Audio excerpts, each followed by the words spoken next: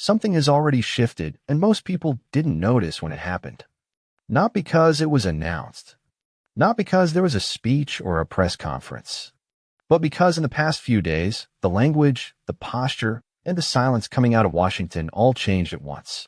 Tonight, the United States and Iran are closer to a dangerous confrontation than they have been in months, and the reason isn't just sanctions or protest or rhetoric. It's because the system has started moving in ways it only does when leaders believe time is running out. Over the last several days, the United States has expanded sanctions targeting senior Iranian security officials, accusing them of directing violent crackdowns against protesters.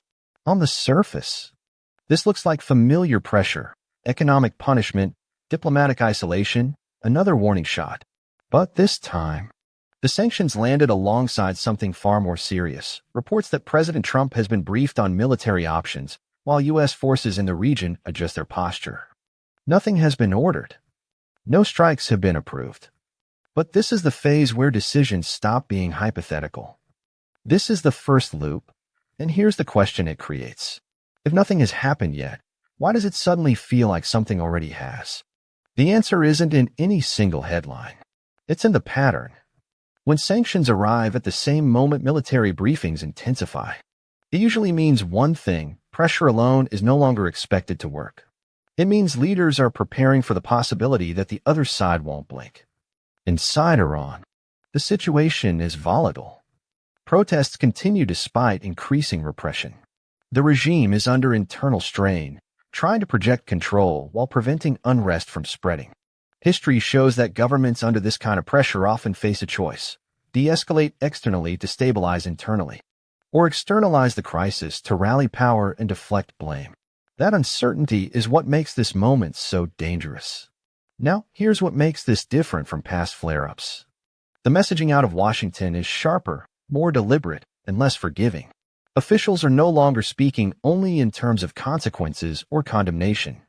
They are speaking in terms of readiness.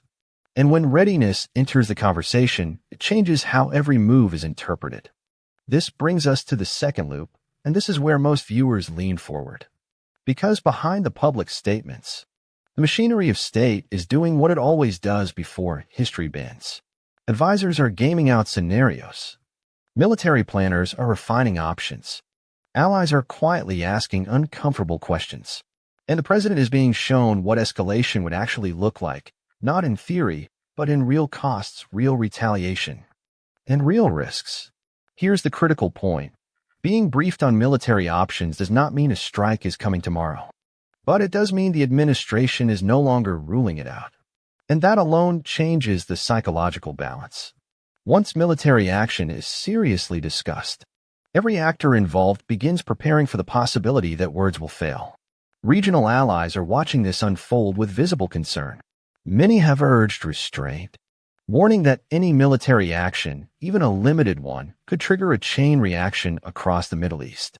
This is not abstract fear. U.S. bases, shipping routes, energy infrastructure, and civilian populations would all be exposed. In a region dense with rivalries and proxy forces, escalation rarely stays contained. And yet, from Washington's perspective, doing nothing carries its own risks. Allowing Iran to crack down internally without consequence, while continuing its regional posture, could be seen as weakness. In geopolitics, perception is power. And perception, once lost, is difficult to recover. This is where the second loop tightens. If no decision has been made, why are so many pieces already in motion?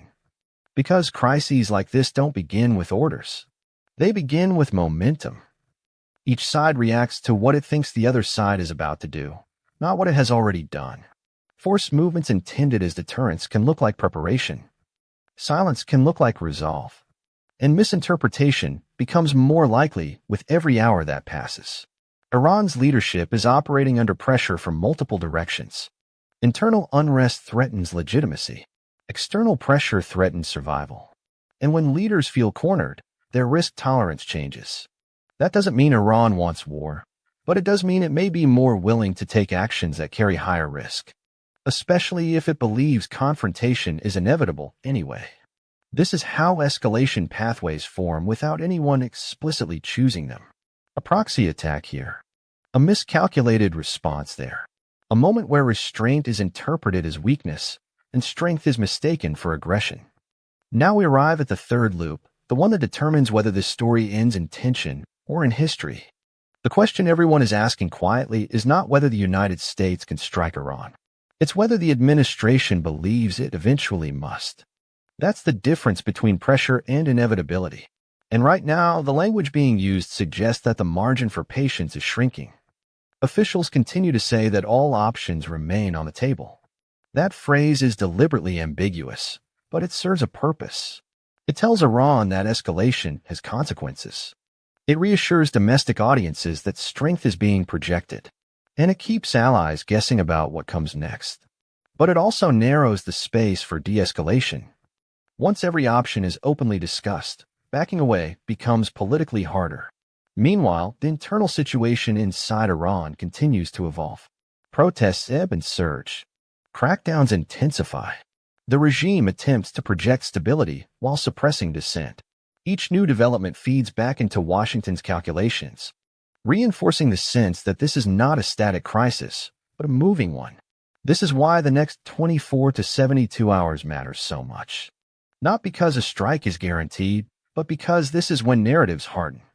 This is when leaders decide whether pressure is working or whether it has reached its limit. This is when allies either rally behind restraint or quietly prepare for fallout. Watch the signals carefully. Watch for sudden diplomatic engagement or its absence. Watch for changes in military posture that go beyond precaution. Watch for rhetoric that shifts from warning to justification. These are the indicators that tell you whether this crisis is cooling or crystallizing. And here is the payoff to the third loop. History rarely announces itself loudly. It arrives quietly, in briefings, in closed meetings, in decisions framed as temporary or limited. By the time the public sees the result, the path has already been chosen. Right now, the United States is applying maximum pressure without yet crossing the line into direct confrontation. Iran is absorbing that pressure while managing internal unrest. Both sides are signaling resolve. Both sides are trying to avoid looking weak. And both sides know that miscalculation is the real enemy. This is the moment where restraint still exists, but only just. The space for diplomacy hasn't disappeared, but it's narrowing. The choices being made now will determine whether this standoff becomes another tense chapter or the opening scene of something far larger. When the next major headline hits, it won't come out of nowhere. It will be the result of everything happening right now. The sanctions, the briefings, the movements, the warnings, the silence. And when that moment arrives, it won't feel shocking. It will feel like the inevitable consequence of a crisis that was allowed to keep tightening.